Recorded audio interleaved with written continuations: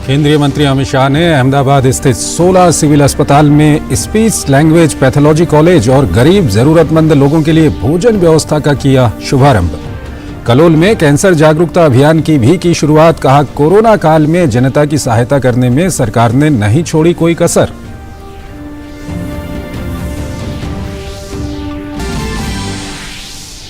सूचना और प्रसारण मंत्री अनुराग ठाकुर दुबई की 3 दिवसीय सरकारी यात्रा पर। यात्रा के दौरान केंद्रीय मंत्री सिनेमा प्रदर्शनी और टेलीविजन जगत की प्रमुख हस्तियों के साथ सीईओ गोलमेज सम्मेलन में होंगे शामिल।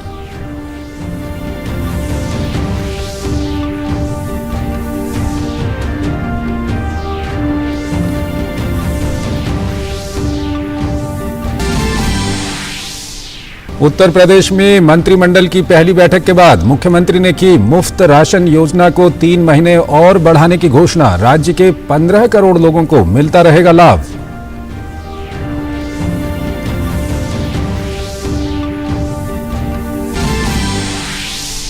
अमेरिका के राष्ट्रपति जो बाइडेन आज पोलैंड में यूक्रेन के विदेश और रक्षा मंत्री से करेंगे मुलाकात। युद्ध से उपजे हालातों पर करेंगे चर्चा। इसके साथ ही बाइडेन पोलैंड के शीर्ष नेतृत्व से भी करेंगे बातचीत।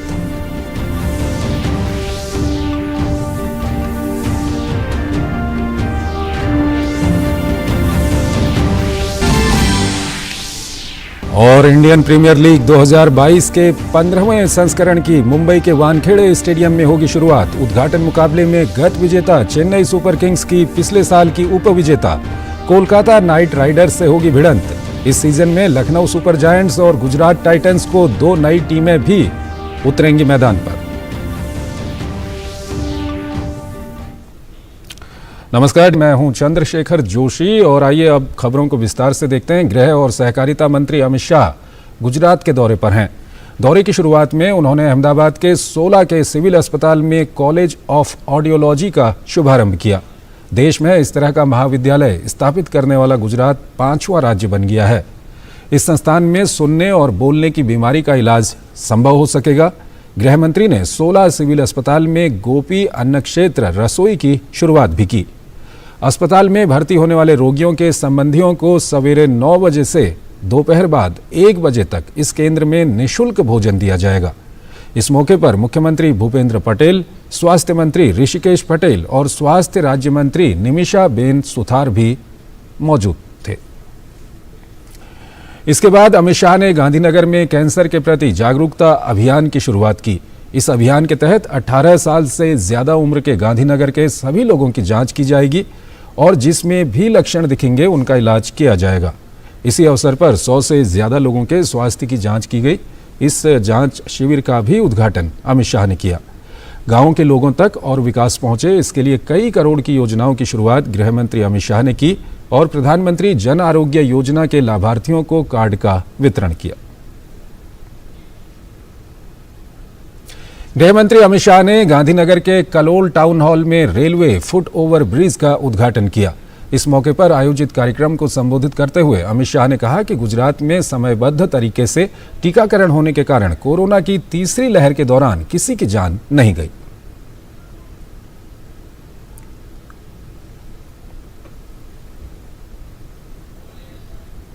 कोरोना काल में भारतीय जनता पार्टी गुजरात सरकारे समग्र देश में उदाहरण पूरू पाड़ी शकाय ए रीते वेक्सिनेशन नु काम कर्यु अने समग्र गुजरात ने समयबद्ध वेक्सिन एना कारणे त्रीजी लहर आई तो पण कोईनो जान ना गयो, नुकसान ना थयुं। नरेंद्र भाई जे रीते देशनी अंदर विकासना कामो करे छे, संवेदना साथे देशना गरीबमां गरीब व्यक्तिनी चिंता करवाना काम करे, गामने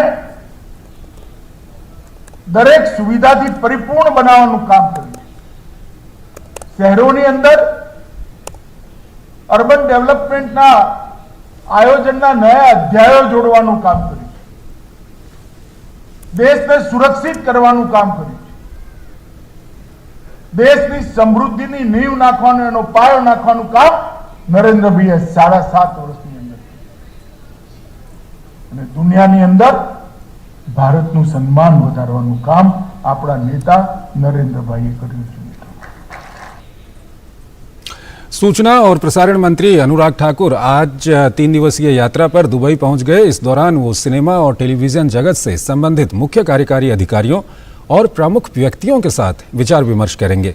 केंद्रीय मंत्री दुबई एक्सपो के भारतीय पवेलियन भी जाएंगे, जहां मीडिया और मनोरंजन सप्ताह मनाया जा रहा है।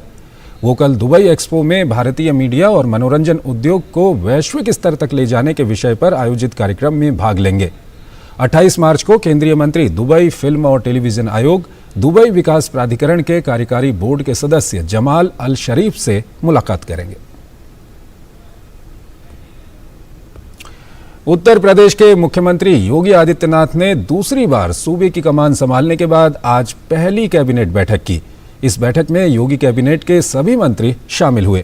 बैठक में फैसला लिया गया कि राज्य में चल रही मुफ्त राशन योजना को अगले 3 महीने के लिए और बढ़ाया जाएगा। इससे राज्य के 15 करोड़ लोगों को फायदा होगा। कोरोना कालखंड में आदरणीय प्रधानमंत्री जी ने देश के हर नागरिक के लिए एक संबल प्रदान करते हुए प्रधानमंत्री अन्न योजना प्रारंभ की थी। इस योजना के अंतर्गत देश के 80 करोड़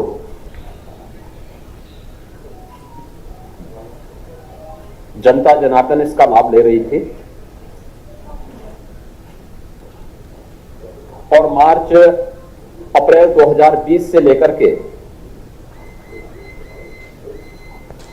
मार्च 2022 तक लगभग 15 महीनों तक इस योजना का लाभ सभी को देश के अंदर प्राप्त हुआ।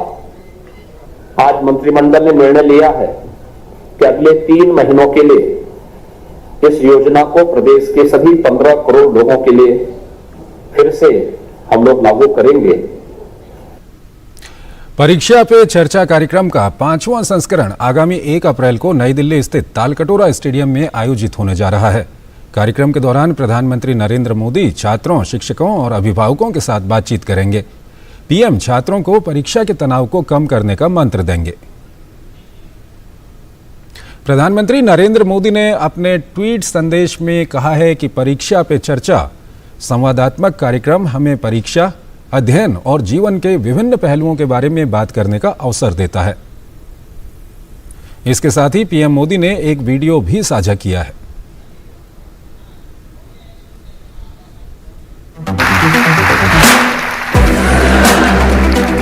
जीवन को बनने के सपनों से जोड़ने के बजाय कुछ करने के सपनों से जोड़ना चाहिए।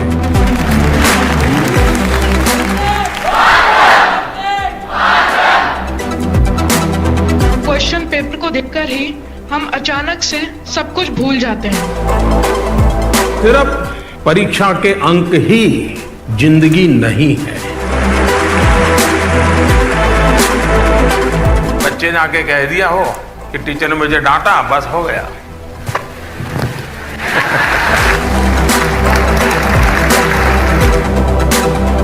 पहले मेरा बेटा पढ़ाई में बहुत अच्छा था, लेकिन अभी कुछ समय से ऑनलाइन गेम्स की तरफ उसका झुकाव कुछ ज्यादा ही बढ़ गया है।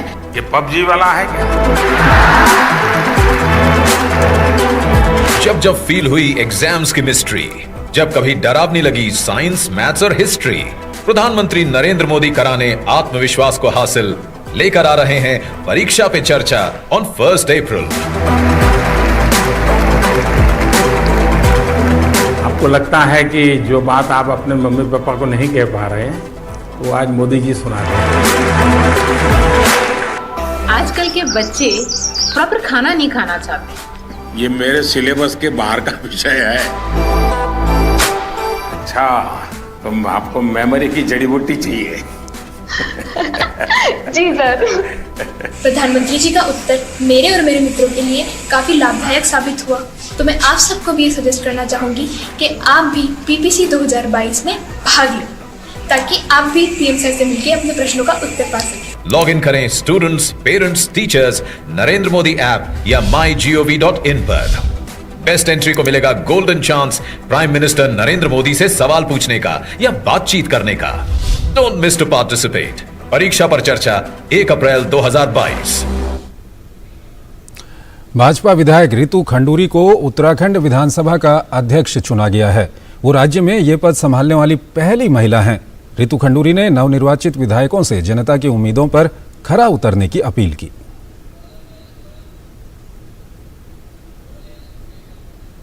नए जो हमारे विधायक आए हैं उनसे मेरा यही निवेदन था कि हमें चर्चाओं में भाग लेना चाहिए, चर्चाओं में बैठना चाहिए, ताकि हम अपने को अच्छा विधायक की तरह डेवलप कर पाएं और जो जिस अवसर को हमें जनता ने दिया है, सुअवसर है कि हम विधायक बनकर विधानसभा में आए हैं, उस सुअवसर को इस्तेमाल करते हुए हम अपनी जनता की जो अपेक्षाएं हैं हमसे उन्हें पूरा करें। और वहीं उत्तराखंड के मुख्यमंत्री पुष्कर सिंह धामी ने विधानसभा अध्यक्ष रितु खंडूरी को बधाई दी और उम्मीद जताई कि उनके नेतृत्व में राज्य विधानसभा नया इतिहास रचेगी। रितु भूषण खंडूरी जी निर्वाचित हुई हैं आज। ये हमारे लिए, उत्तराखंड राज्य के लिए ऐतिहासिक दिन है, जहां मातृशक्ति का बहुत बड़ा योगदान है और आज मातृशक्ति के रूप में हमें पहली महिला स्पीकर मिली है। उनके नेतृत्व में निश्चित रूप से हमारी विधानसभा दिनों दिन नए प्रगति के इतिहास रचेगी, नई चर्चाओं को आगे बढ़ाएंगे और मेरी बहुत शुभकामनाएं। राष्ट्रपति रामनाथ कोविंद आज उत्तराखंड के 2 दिवसीय दौरे पर देहरादून पहुंचे। उत्तराखंड के राज्यपाल सेवानिवृत्त लेफ्टिनेंट जनरल गुरमीत सिंह और मुख्यमंत्री पुष्कर सिंह धामी ने जॉली ग्रांट एयरपोर्ट पर राष्ट्रपति का स्वागत किया। राष्ट्रपति कल हरिद्वार में दिव्य प्रेम सेवा मिशन के रजत जयंती समारोह के समापन समारोह में शामिल होंगे।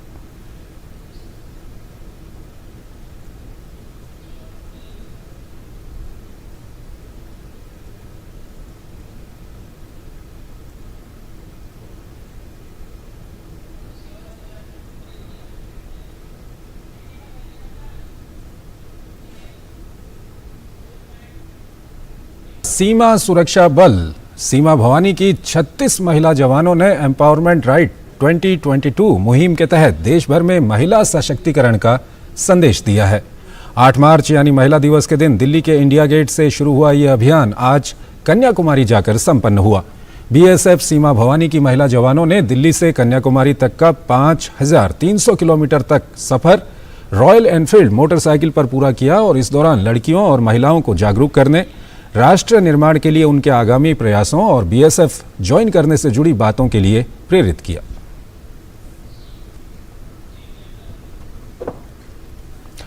पश्चिम बंगाल में बीरभूम नरसंहार की जांच केंद्रीय अन्वेषण ब्यूरो सीबीआई की टीम ने शुरू कर दी है। कल रात प्राथमिकी दर्ज करने के बाद आज सुबह सीबीआई की 30 सदस्यीय टीम घटनास्थल पर पहुंची। सीबीआई के डीआईजी अखिलेश सिंह के नेतृत्व में गठित टीम पूरे नरसंहार की जांच करेगी। सीबीआई ने कल रात ही जिला पुलिस अधीक्षक नरेंद्र नाथ त्रिपाठी को एक ईमेल भेजकर एफआईआर की कॉपी और जांच रिपोर्ट मांगी थी। जिला पुलिस ने तुरंत मांगे गए दस्तावेज ईमेल के जरिए सीबीआई को दे दिए थे। इसके बाद सीबीआई ने 10 गैर जमानती धाराओं के तहत एफआईआर दर्ज की है। आज सुबह रामपुरहाट थाने में सीबीआई के अधिकारियों के पहुंचने से पहले राज्य सरकार की एसआईटी भी थाने पहुंच गई थी। केंद्रीय जांच अधिकारियों ने एसआईटी के सदस्यों से केस से संबंधित सारे दस्तावेज ले लिए हैं। सीबीआई टीम बकटुई गांव पहुंच गई है और अब ये टीम 8 लोगों को जिंदा जलाने के मामले में जांच पड़ताल करने के साथ ही प्रत्यक्षदर्शियों से भी बात करेगी। प्राइम पॉइंट फाउंडेशन संस्था की निर्णायक समिति ने भारतीय जनता पार्टी के वरिष्ठ नेता एच.पी. हांडे और कांग्रेस के वरिष्ठ नेता एम. वीरप्पा मोइली को लाइफ टाइम अचीवमेंट पुरस्कार दिया। इसके साथ ही कृषि, वित्त, शिक्षा और श्रम से संबंधित संसद की 4 समितियों को उनके योगदान के लिए पुरस्कृत किया गया। संसद रत्न पुरस्कार समिति की अध्यक्षता संसदीय कार्य राज्य मंत्री अर्जुन राम मेघवाल ने की। मुख्य चुनाव आयुक्त सुशील चंद्रा भी इस कार्यक्रम में शामिल हुए।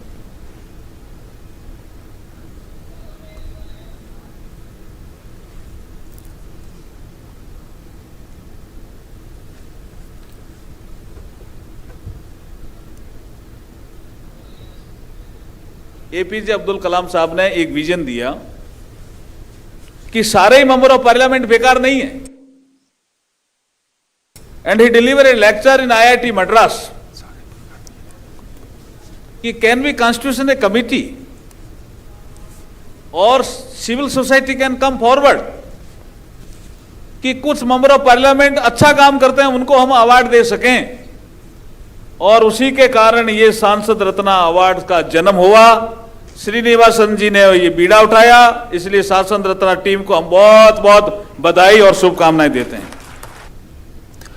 देश में टीकाकरण का आंकड़ा भी तेजी से बढ़ रहा है, जिसके चलते देश में संक्रमण की रफ्तार धीमी पड़ गई है। कोविड महामारी के खिलाफ सबसे प्रभावी हथियार के रूप में शुरू किए गए टीकाकरण अभियान के तहत देश में अब तक 182.87 करोड़ से अधिक टीकों की खुराक दी जा चुकी है। वहीं पिछले 24 घंटों में 29 लाख से अधिक कोविड टीके लगाए गए। टीबी हारेगा, देश जीतेगा। जी हां, राष्ट्रीय टीबी उन्मूलन कार्यक्रम के तहत देश भर में कई तरह के जागरूकता कार्यक्रम चलाए जा रहे हैं। इसी कड़ी में नई दिल्ली नगर पालिका परिषद के NDMC क्षय रोग केंद्र में भी एक जागरूकता कार्यक्रम का आयोजन किया गया, जिसमें टीबी जैसे रोग को मात देने वाले लोगों को चैंपियन बताया गया और उन्हीं से अन्य लोगों को भी जागरूक बनाया जा रहा है।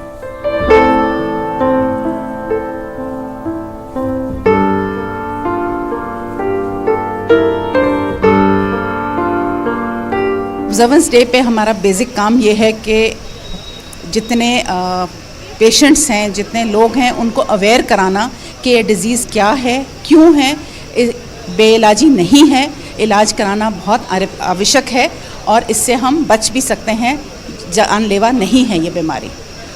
इस दिन पे हम आज इस टाइम टीबी चैंपियंस को आगे कर रहे हैं, जो टीबी जूझ चुके हैं, झेल चुके हैं और रिकवर करके उसके बाद अभी हमारे साथ जुड़ गए हैं टू फाइट टीबी और अवेयरनेस स्प्रेड करने में अमंगस्ट द कम्युनिटी कि आइए, आगे आइए, इलाज कराइए आप। देश में कोई भी गरीब परिवार कभी भूखा ना सोने पाए, इस विचार के साथ प्रधानमंत्री नरेंद्र मोदी की पहल पर कोरोना काल में शुरू की गई गरीब कल्याण अन्न योजना समाज के वंचित वर्ग के लिए वरदान साबित हुई है। हरियाणा में भी ये योजना लाखों गरीब परिवारों को निःशुल्क राशन मुहैया करवा रही है। हरियाणा के कैथल जिले में 1,22,000 परिवार इस योजना से लाभान्वित हुए हैं। देखिए हरियाणा के कैथल जिले से ये ग्राउंड रिपोर्ट।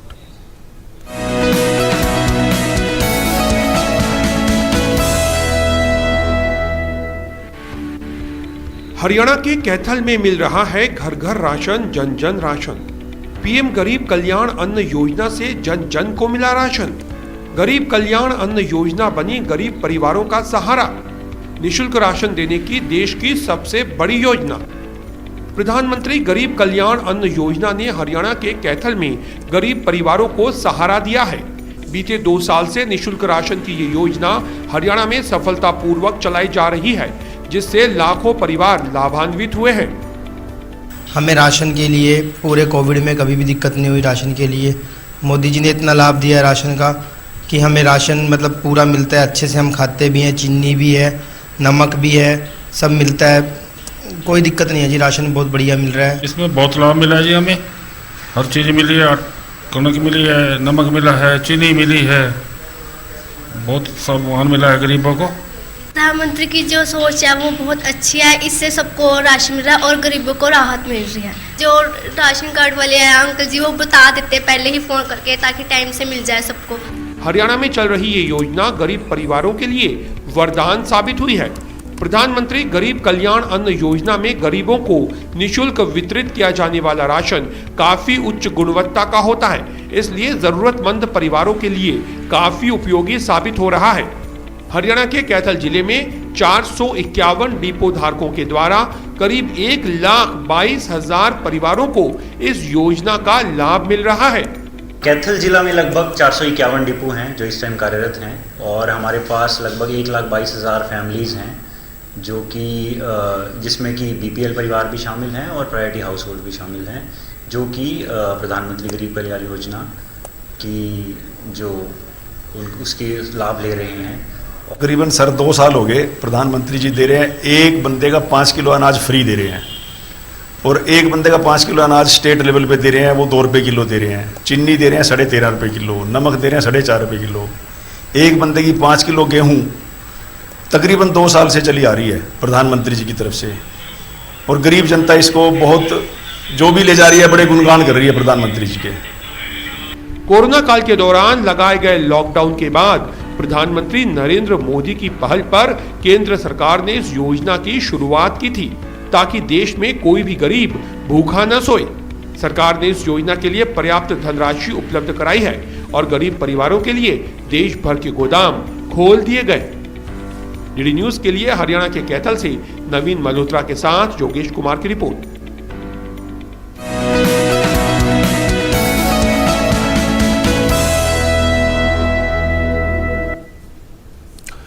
समाजवादी पार्टी के विधायक शिवपाल यादव के बयान ने सपा प्रमुख अखिलेश यादव की मुश्किलें बढ़ा दी हैं।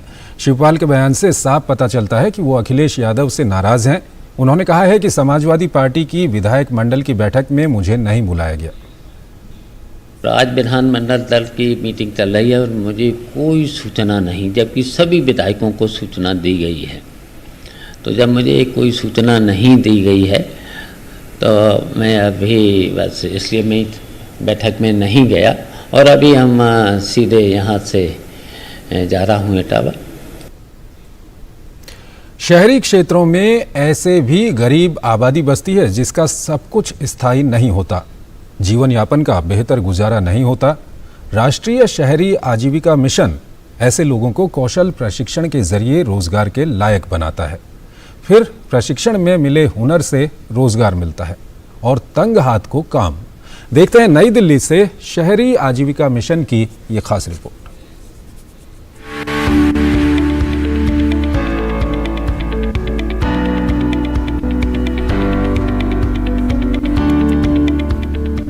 कलाकार की कूची कैनवास पर जब मौलिक भाव को उतारती है तो कुछ अद्भुत बनता है। इन अद्भुत कृतियों को दुनिया तस्वीर, चित्र या पेंटिंग्स का नाम देती है। ऐसी पेंटिंग्स में एक नाम मधुबनी पेंटिंग का भी है, जिसे ये महिलाएं सेल्फ हेल्प ग्रुप के जरिए एक नया आकार दे रही हैं। दरअसल नई दिल्ली में राष्ट्रीय शहरी आजीविका मिशन के जरिए इन महिलाओं को एक सप्ताह का कौशल प्रशिक्षण दिया जा रहा है। आगे यही हुनरबंदी रोजी रोटी का जरिया बनेगी। एक हफ्ते का हमारा ये ट्रेनिंग रहेगा एंड हफ्ते के एंड में जो भी वो प्रोडक्ट्स बनाएंगे उसको हम लोग शोकेस करेंगे कि ट्रेनिंग के बाद उन्होंने क्या बनाया है। रिस्पांस बहुत अच्छा रहा है। दिल्ली के सारे डिस्ट्रिक्ट से हमने महिलाओं को लिया है इस ट्रेनिंग में एंड आगे जाते हुए हम बाकी फील्ड्स में भी ट्रेनिंग स्टार्ट करेंगे। राष्ट्रीय शहरी आजीविका मिशन ने इन महिलाओं को सेल्फ हेल्प ग्रुप के जरिए एक अवसर दिया है।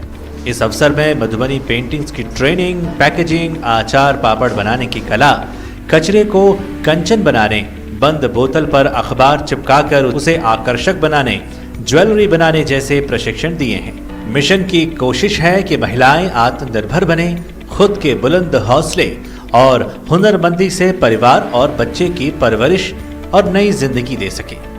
जो मधुबनी पेंटिंग बिहार में एक बहुत फेमस पेंटिंग है, जो हम हर स्कूल में, कॉलेज में, कहीं किसी के एग्जीबिशन में जाकर मधुबनी पेंटिंग सिखाते हैं ताकि लोगों को रोजगार की सुविधा हो। एक से अनेक हाथ जुड़ गए हैं। सेल्फ हेल्प ग्रुप का कारवां बढ़ता जा रहा है। राष्ट्रीय शहरी आजीविका मिशन तंगहाली में जी रही आधी आबादी को आत्मनिर्भरता का गुर सिखाने में जुटी है। कुमार आलोक के साथ धीरज कुमार की रिपोर्ट, डीडी न्यूज, दिल्ली। और आइए अब आपको अंतर्राष्ट्रीय खबरों की ओर लिए चलते हैं। आज पोलैंड की राजधानी वॉर्सो में अमेरिका के विदेश मंत्री एंटनी ब्लिंकन और रक्षा मंत्री लॉयड ऑस्टिन ने यूक्रेन के विदेश मंत्री दिमित्रो कुलेबा और रक्षा मंत्री ओलेक्सी रेजनिकोव से 2+2 फॉर्मेट में बैठक की। बैठक पर यूक्रेन के विदेश मंत्री दिमित्रो कुलेबा ने कहा कि ये बैठक राजनीतिक और रक्षा दोनों क्षेत्रों में व्यवहारिक निर्णय लेने की अनुमति देता है, जिससे कि यूक्रेन की रूसी आक्रमण से लड़ने की क्षमता को मजबूत किया जा सके। आईपीएल 2022 का 15वां सीजन आज से शुरू हो रहा है। आईपीएल 2022 का पहला मुकाबला मुंबई के वानखेड़े स्टेडियम में चेन्नई सुपर किंग्स और कोलकाता नाइट राइडर्स के बीच होगा। आईपीएल के इस सीजन में लखनऊ सुपर जायंट्स और गुजरात टाइटंस 2 नई टीमें भी उतर रही हैं। 10 टीमों के टूर्नामेंट में लीग राउंड में कुल 70 मुकाबले होने हैं। ये सारे मैच महाराष्ट्र में ही खेले जाएंगे। इसमें मुंबई के 3 वेन्यू शामिल हैं। 2011 के बाद ये पहला मौका होगा जब विश्व क्रिकेट में सबसे प्रतिष्ठित T20 ट्रॉफी के लिए 10 टीमें आपस में भिड़ेंगी। देश में कोविड-19 की स्थिति नियंत्रण में होने से 2019 के बाद पहली बार क्रिकेट प्रेमियों को स्टेडियम में जाकर मैचों का आनंद उठाने का मौका मिलेगा। IPL के सभी मैच भारत में खेले जाएंगे और स्टेडियम की क्षमता के 25% दर्शक इसे स्टेडियम में जाकर देख पाएंगे। तो इस बुलेटिन में फिलहाल इतना ही। नमस्कार।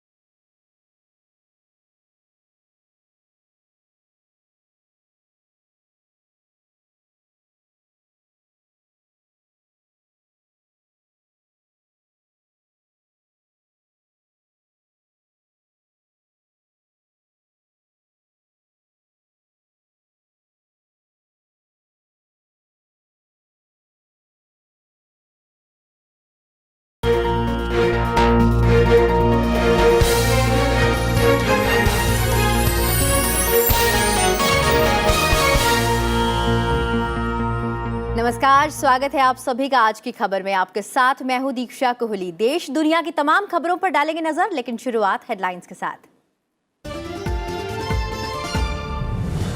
योगी आदित्यनाथ ने लगातार दूसरी बार संभाली उत्तर प्रदेश की कमान। मुख्यमंत्री के साथ 2 डिप्टी सीएम समेत 52 मंत्रियों को भी दिलाई गई पद और गोपनीयता की शपथ। लखनऊ में हुए भव्य समारोह में प्रधानमंत्री नरेंद्र मोदी, कई केंद्रीय मंत्री और बीजेपी शासित राज्यों के मुख्यमंत्री रहे मौजूद। चीन के साथ सामान्य संबंध बहाली के लिए सीमा पर शांतिपूर्ण माहौल बनाने की जरूरत। दिल्ली में चीन के विदेश मंत्री वांग यी से मुलाकात पर विदेश मंत्री एस जयशंकर का बयान। कहा, भारत को लेकर पाकिस्तान से प्रभावित नहीं हो चीन की नीति। लोकसभा से वित्त विधेयक को मंजूरी। वित्त मंत्री निर्मला सीतारमण ने दिया चर्चा का जवाब। कहा, कोविड-19 महामारी से प्रभावित अर्थव्यवस्था को उबारने के लिए नए करों का नहीं लिया सहारा, एमएसएमई को बढ़ावा देने के लिए उठाए कदम। सरकार ने दिल्ली नगर निगम संशोधन विधेयक लोकसभा में किया पेश। कांग्रेस, बीएसपी और आरएसपी ने गैर संवैधानिक बताते हुए किया विरोध। बिल में दिल्ली के तीनों नगर निगमों के एकीकरण का प्रस्ताव। कलकत्ता हाईकोर्ट ने बीरभूम हिंसा मामले में सीबीआई जांच के दिए आदेश। 7 अप्रैल तक रिपोर्ट दाखिल करने का निर्देश। सबूत जुटाने के लिए जांच एजेंसी ने घटनास्थल का किया मुआयना।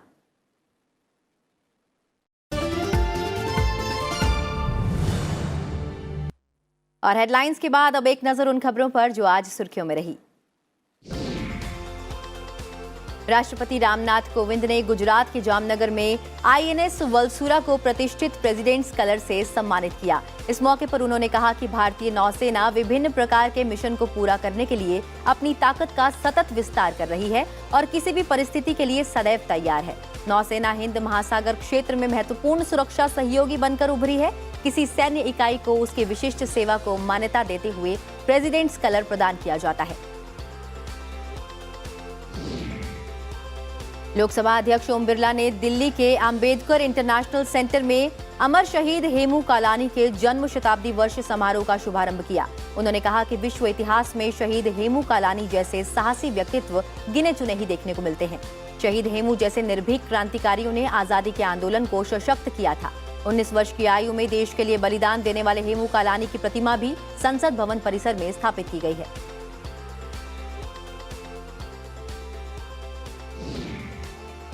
शहीद हेमू कालानी,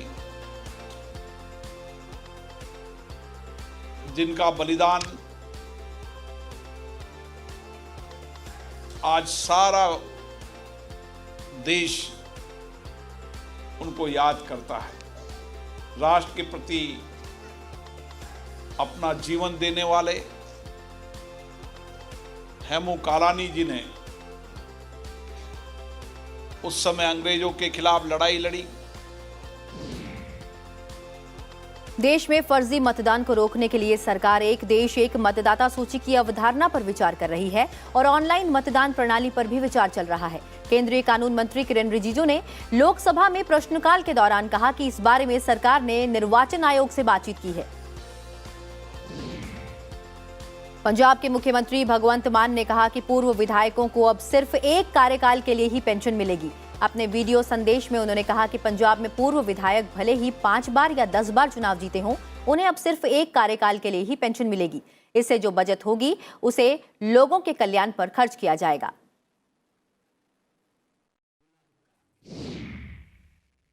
नीति आयोग के निर्यात तत्परता सूचकांक 2021 में गुजरात राज्य पहले स्थान पर है। उसके बाद महाराष्ट्र दूसरे और कर्नाटक तीसरे स्थान पर है। नीति आयोग की शुक्रवार को जारी रिपोर्ट में पहले 5 राज्यों में तमिलनाडु और हरियाणा भी शामिल है। निर्यात तत्परता सूचकांक में निर्यात संभावना और प्रदर्शन के लिहाज से राज्यों की तैयारी का आकलन किया जाता है। कर्मचारी राज्य बीमा निगम की सामाजिक सुरक्षा योजना से जनवरी 2022 में 12,84,000 नए सदस्य जुड़े हैं। ये आंकड़े देश में संगठित क्षेत्र में रोजगार को दर्शाते हैं। पिछले साल दिसंबर में इस योजना से 15,34,000 नए सदस्य जुड़े थे। ये आंकड़े राष्ट्रीय सांख्यिकी कार्यालय की ओर से जारी रिपोर्ट का हिस्सा हैं। सुप्रीम कोर्ट ने पीएम केयर्स फंड के बारे में जानकारी सार्वजनिक करने के लिए केंद्र सरकार को निर्देश देने और सीएजी से ऑडिट कराने के लिए दायर याचिका पर सुनवाई से इनकार कर दिया है। कोर्ट ने याचिकाकर्ता से कहा है कि वो इलाहाबाद हाईकोर्ट मामले में पुनर्विचार याचिका दायर करे। आरबीआई के केंद्रीय निदेशक मंडल की आज मुंबई में बैठक हुई। इसमें रूस यूक्रेन युद्ध की वजह से पैदा हुए मौजूदा भू राजनीतिक संकट के भारतीय अर्थव्यवस्था पर व्यापक प्रभाव को लेकर चर्चा की गई। आरबीआई के मुताबिक इस बैठक में केंद्रीय बैंक के परिचालन से जुड़े तमाम पहलुओं और मौजूदा आर्थिक हालात की समीक्षा की गई है। पाकिस्तान की नेशनल असेंबली का महत्वपूर्ण सत्र प्रधानमंत्री इमरान खान के खिलाफ अविश्वास प्रस्ताव पेश किए बिना ही स्थगित कर दिया गया। इस दौरान विपक्षी सांसदों ने जोरदार विरोध प्रदर्शन किया। नेशनल असेंबली के अध्यक्ष असद कैसर ने कहा कि पाकिस्तान तहरीक-ए-इंसाफ के सांसद ख्याल जमन के निधन के चलते सत्र को 28 मार्च शाम 4 बजे तक के लिए स्थगित कर दिया जाता है। और अब खबरें विस्तार से। योगी आदित्यनाथ ने आज दूसरी बार उत्तर प्रदेश के मुख्यमंत्री पद की शपथ ली है। राज्यपाल आनंदीबेन पटेल ने योगी आदित्यनाथ को पद व गोपनीयता की शपथ दिलाई। इसके साथ ही वह प्रदेश के पहले ऐसे मुख्यमंत्री बन गए हैं जिन्होंने 5 साल का कार्यकाल पूरा करने के बाद दोबारा सत्ता संभाली है। उत्तर प्रदेश में 18वीं विधानसभा के लिए शपथ ग्रहण समारोह का आयोजन लखनऊ के अटल बिहारी वाजपेयी इकाना स्टेडियम में आयोजित हुआ। कई मायनों में खास इस शपथ ग्रहण समारोह में प्रधानमंत्री नरेंद्र मोदी, गृह मंत्री अमित शाह, बीजेपी अध्यक्ष जेपी नड्डा, रक्षा मंत्री राजनाथ सिंह समेत बीजेपी शासित 12 प्रदेशों के मुख्यमंत्री और कई केंद्रीय मंत्री मौजूद रहे।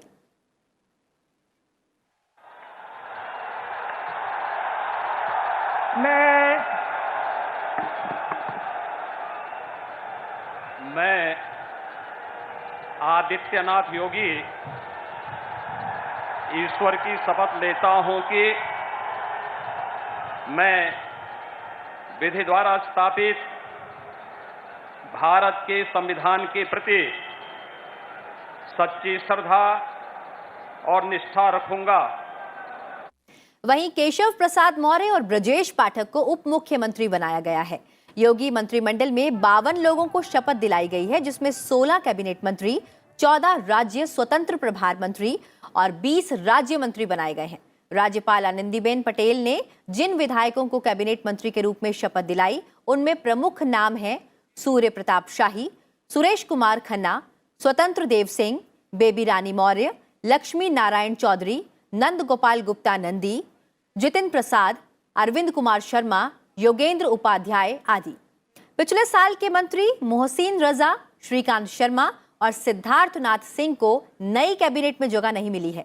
एकमात्र मुस्लिम मंत्री दानिश अंसारी आजाद को इस बार के मंत्रिमंडल में शामिल किया गया है। शपथ ग्रहण समारोह के बाद प्रधानमंत्री नरेंद्र मोदी ने सभी नेताओं से मुलाकात की, साथ ही नेताओं के साथ सामूहिक फोटो भी खिंचवाई। प्रधानमंत्री ने स्टेडियम में मौजूद नेताओं और कार्यकर्ताओं का अभिवादन स्वीकार किया। प्रधानमंत्री को अपने बीच पाकर कार्यकर्ता काफी उत्साहित दिखे। भारत ने चीन को आगाह किया है कि वे भारत को लेकर उस नीति पर नहीं चले जो पाकिस्तान से प्रभावित है। विदेश मंत्री डॉक्टर एस जयशंकर ने आज दिल्ली में चीनी विदेश मंत्री वांग यी के साथ द्विपक्षीय बैठक के दौरान ये बातें कही। चीन के विदेश मंत्री ने एनएसए अजीत डोभाल से भी मुलाकात की। भारत आए चीन के विदेश मंत्री वांग यी के साथ विदेश मंत्री एस जयशंकर की हैदराबाद हाउस में लगभग 3 घंटे तक ये बैठक चली। इस दौरान दोनों देशों के बीच खुले वास्तविक एजेंडे पर व्यापक तरीके से बात हुई। विदेश मंत्री ने इस्लामाबाद में हाल ही में ओआईसी की बैठक में जम्मू कश्मीर पर वांग यी के बयान का मुद्दा उठाया, जो भारत के आंतरिक मामलों में हस्तक्षेप था। विदेश मंत्री जयशंकर ने कहा कि चीन को भारत पर एक स्वतंत्र नीति अपनानी चाहिए और किसी अन्य देश से प्रभावित नहीं होना चाहिए। We hoped that China would follow an independent policy in respect of India and not allow its policies to be influenced by other countries and other relationships. वहीं इस दौरान विदेश मंत्रियों की बैठक में सीमा विवाद पर भी चर्चा हुई। विदेश मंत्री एस जयशंकर ने कहा कि दोनों देशों के बीच सामान्य संबंध बहाल करने के लिए सीमावर्ती क्षेत्रों में शांतिपूर्ण माहौल बनाए जाने की आवश्यकता है। एस जयशंकर ने कहा कि जब तक सीमा पर शांति नहीं होगी, एशिया के 2 सबसे बड़े पड़ोसियों के बीच में संबंधों के सामान्य स्थिति होने के कोई आसार नहीं है। दोनों नेताओं ने अफगानिस्तान, यूक्रेन के मुद्दे के साथ साथ शिक्षा, यात्रा और वाणिज्य के संबंध में भारत की चिंताओं पर भी चर्चा की। Essentially, our discussion today was to how to take this forward. Now, so the answer in that sense is, if you ask me, is our relationship normal today? My answer to you is no, it is not. And it cannot be normal if the situation in the border areas is abnormal. And surely the presence of a large number of troops there in contravention of agreements is abnormality. Lok Sabha ने आज चर्चा के बाद वित्त विधेयक 2022 को मंजूरी दे दी है। इसके बाद वित्त वर्ष 2022-23 की बजटीय प्रक्रिया पूरी हो गई। सदन में वित्त मंत्री निर्मला सीतारमण की ओर से पेश 39 सरकारी संशोधनों को स्वीकार किया गया और द्विपक्षीय दलों के संशोधनों को नामंजूर कर दिया गया। लोकसभा में वित्त विधेयक पर चर्चा का जवाब देते हुए निर्मला सीतारमण ने कहा कि एनडीए सरकार आम लोगों पर कर का कम भार डालने की नीति पर काम करती है। कोरोना महामारी के कारण उत्पन्न स्थिति से निपटने और व्यवस्था को पटरी पर लाने के प्रयासों के दौरान कोई नया कराधान नहीं लगाया गया, जबकि दुनिया के 32 देशों में कर का बोझ आम लोगों पर डाला गया। वित्त मंत्री ने कहा कि हमने कॉरपोरेट कर में कमी की है और इसका लाभ अर्थव्यवस्था, सरकार और कंपनियों को हुआ है। चालू वित्त वर्ष में कॉरपोरेट कर संग्रह 7.3 लाख करोड़ रुपए हुआ है। उन्होंने राज्यों के साथ जीएसटी में भेदभाव के आरोप को भी खारिज किया है। By us, post the GST Council's suggestion, post the GST Council saying yes, this should go through, so we are bringing it in the finance bill. So it's not being brought by the central government, not to fund the recovery through any additional taxes. And that is why last year and this year, the continuity in not bringing newer taxation is something which I would like to place on the record of this House. सरकार ने दिल्ली के 3 नगर निगमों का एकीकरण करने संबंधी विधेयक को आज लोकसभा में पेश किया। बिल का कांग्रेस, आरएसपी और बहुजन समाज पार्टी ने विरोध किया। उन्होंने कहा कि इस विधेयक को पेश करना इस सदन के विधायी दायरे में नहीं आता है। निचले सदन में केंद्रीय गृह राज्य मंत्री नित्यानंद राय ने दिल्ली नगर निगम संशोधन विधेयक 2020 पेश किया। उन्होंने कहा कि ये विधेयक पेश करना कहीं से भी भारत के संविधान और संघीय ढांचे के खिलाफ नहीं है। संविधान के अनुच्छेद 239 क के तहत दिल्ली से जुड़े इस कानून में संशोधन करने में सदन सक्षम है। उन्होंने कहा कि दिल्ली में 3 नगर निगमों के सृजन का मकसद प्रभावी नागरिक सेवाएं उपलब्ध कराना था, लेकिन पिछले 10 सालों में ऐसा नहीं हुआ, इसलिए विधेयक लाया गया है। नगर निगम दिल्ली के लिए संशोधन विधेयक लाया गया है, तो उसमें इसका मूल जो उद्देश्य है और जिस उद्देश्य से कोई यह पूरा नहीं कर सका, दिल्ली वासियों को इससे बहुत नुकसान हुआ है। नगर निगम दिल्ली की नीति में एकरूपता, ठोस वित्तीय प्रबंधन, दिल्ली के विकास को गति तथा दिल्ली के विकास को गति के साथ साथ कर्मचारियों के वेतन भुगतान एवं सेवा स्थिति जैसी समस्याओं का समाधान होगा।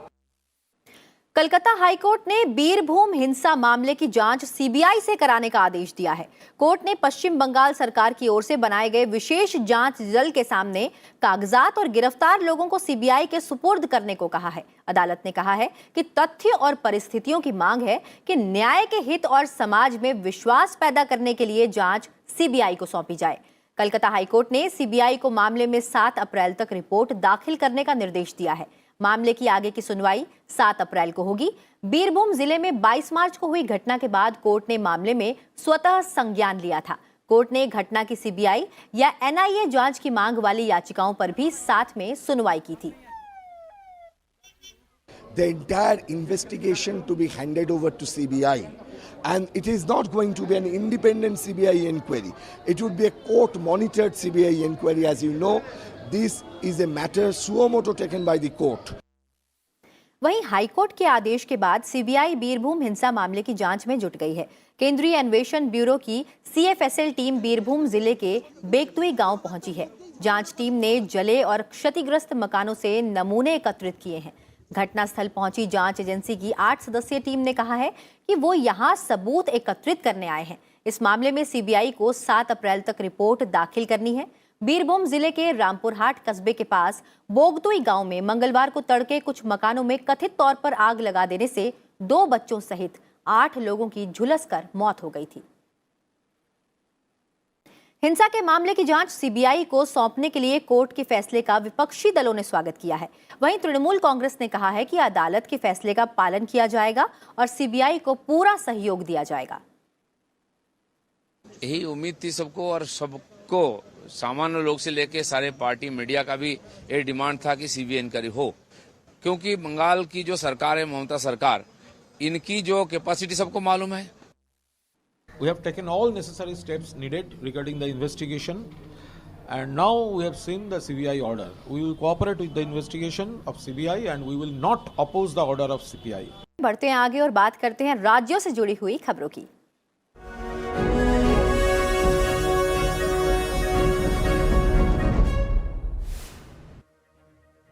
केंद्रीय नागरिक उड्डयन मंत्री ज्योतिरादित्य सिंधिया ने कहा है कि देश में 2024-25 तक करीब 80 नए हवाई अड्डे होंगे। हैदराबाद के बेगमपेट हवाई अड्डे पर विंग्स इंडिया कार्यक्रम का उद्घाटन करने के बाद ज्योतिरादित्य सिंधिया ने कहा कि विमानन क्षेत्र में भारत तेजी से उभरा है। पंजाब में आप नेता राघव चड्ढा को विधानसभा सचिव द्वारा राज्यसभा सांसद का प्रमाण पत्र सौंपा गया। आपके 5 राज्यसभा प्रत्याशी निर्विरोध चुने गए हैं। राघव चड्ढा ने कहा है कि उन्हें जो जिम्मेदारी पार्टी की ओर से दी गई है वो उसे पूरा करेंगे। ओडिशा विधानसभा का बजट सत्र आज राज्यपाल प्रोफेसर गणेशी लाल के अभिभाषण के साथ शुरू हुआ। सत्र 31 मार्च तक चलेगा। वित्त वर्ष 2022-23 के लिए लेखानुदान 29 मार्च को पेश किए जाएंगे और उसके बाद उसी दिन बजट पर चर्चा होगी। दिल्ली के उप मुख्यमंत्री मनीष सिसोदिया ने आज विधानसभा में वर्ष 2021-22 के लिए आउटकम बजट की स्थिति रिपोर्ट पेश की है। उन्होंने कहा कि दिल्ली के स्कूलों में 13,000 से अधिक कक्षाओं का निर्माण और सरकारी स्कूलों में पंजीकृत छात्रों की संख्या बढ़कर 18 लाख हो गई है। गोवा में राज्यपाल पी श्रीधरन पिल्ले ने 29 मार्च से नई विधानसभा का 2 दिवसीय सत्र आहूत किया है। सत्र के दौरान मनोनीत मुख्यमंत्री प्रमोद सावंत विश्वास मत हासिल करने का प्रयास करेंगे। प्रमोद सावंत 28 मार्च को मुख्यमंत्री पद की शपथ लेंगे।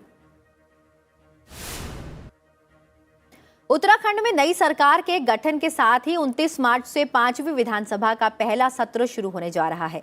ये सत्र 3 दिन तक चलेगा। मुख्यमंत्री कार्यालय से मिली जानकारी के मुताबिक विधानसभा का पहला सत्र 29 मार्च से 31 मार्च तक चलेगा। थोकचोम सत्यव्रत सिंह मणिपुर विधानसभा के निर्विरोध अध्यक्ष चुने गए हैं। सत्यव्रत सिंह ने हाल ही में चुनावों में बीजेपी उम्मीदवार के रूप में दूसरी बार यास्कुल विधानसभा क्षेत्र से जीत हासिल की थी। उन्होंने कहा कि वो बिना किसी पक्षपात के अपने कर्तव्यों का निर्वहन विवेकपूर्ण तरीके से करेंगे।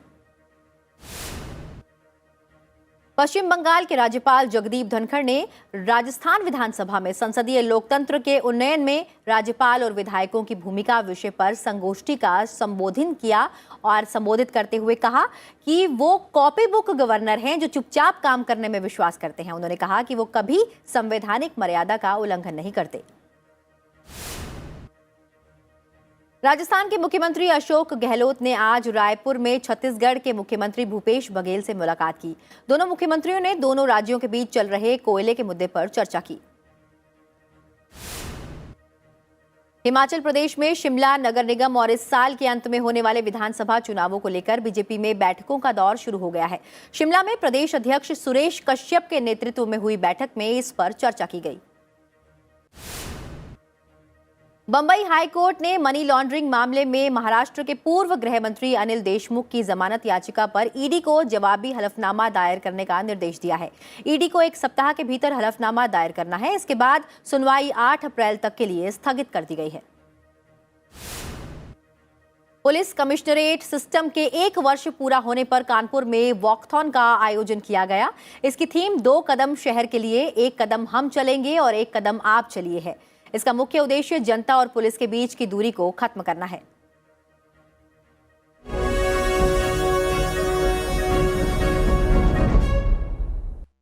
अब नजर डालते हैं कुछ और खबरों की ओर। अमेरिका के राष्ट्रपति जो बाइडेन और उनके पश्चिमी सहयोगियों ने यूक्रेन पर रूस के हमले के जवाब में उस पर नए प्रतिबंध लगाने और युद्धग्रस्त देश को मानवीय सहायता प्रदान करने का संकल्प जताया है। ब्रसेल्स में यूक्रेन के मुद्दे पर नाटो, 7 औद्योगिक देशों के समूह और 27 सदस्यीय यूरोपीय परिषद ने कल आपातकालीन बैठक की। पश्चिमी देशों के नेताओं ने रूस के आक्रमण का मुकाबला करने के लिए आगे की कार्यवाही पर चर्चा की। साथ ही इस बात पर भी विचार किया गया कि रूस के राष्ट्रपति व्लादिमीर पुतिन के रासायनिक, जैविक या परमाणु हथियार की तैनाती करने की स्थिति में क्या वाकई की जाएगी। यूक्रेन के राष्ट्रपति व्लादिमीर जेलेंस्की ने यूक्रेन का साथ देने और रूस पर प्रतिबंध लगाने के लिए यूरोपीय संघ के नेताओं का शुक्रिया अदा किया है।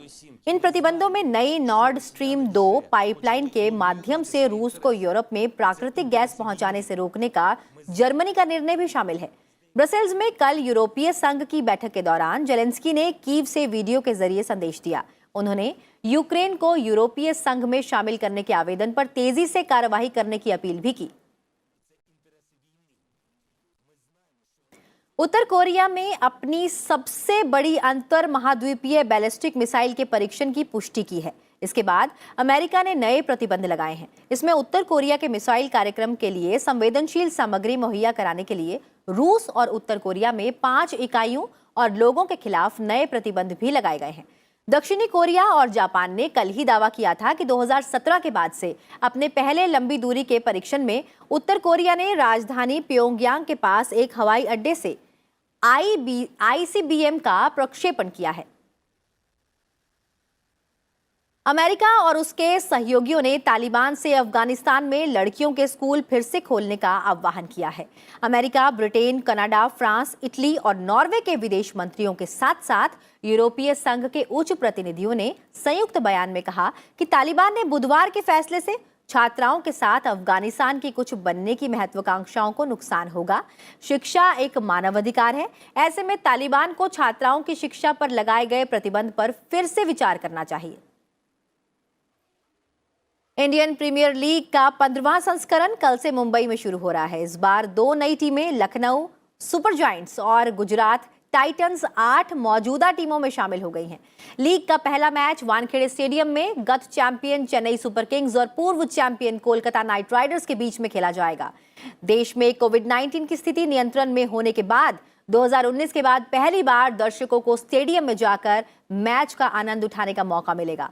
स्टेडियम की क्षमता के 25% दर्शक इस स्टेडियम में जाकर देख पाएंगे। फाइनल मैच 29 मई को खेला जाएगा। पाकिस्तान के खिलाफ लाहौर टेस्ट मैच में ऑस्ट्रेलिया ने 115 रन से जीत दर्ज की है। ऑस्ट्रेलिया ने पाकिस्तान को जीत के लिए 351 रनों का लक्ष्य दिया था। घरेलू टीम ने मैच के अंतिम दिन की शुरुआत बिना किसी नुकसान के 73 रनों के पर की और सलामी बल्लेबाज इमरान उल हक ने 70 और कप्तान बाबर आजम ने 55 के साथ पारी को मजबूती दी। लेकिन नॉर्थन लियोन ने 5 विकेट लिए और पैट कमिंस ने अपने 3 विकेटों के साथ कहर बरपाया और घरेलू टीम 235 रन पर ऑल आउट हो गई। इसके साथ ही ऑस्ट्रेलिया ने तीनों मैचों की टेस्ट सीरीज को 1-0 से जीत लिया। उधर ऑस्ट्रेलिया की महिला क्रिकेट टीम भी शानदार प्रदर्शन कर रही है। वे महिला विश्व कप टूर्नामेंट में लीग के अपने सभी मैच जीतकर सेमीफाइनल में पहुंच गई है।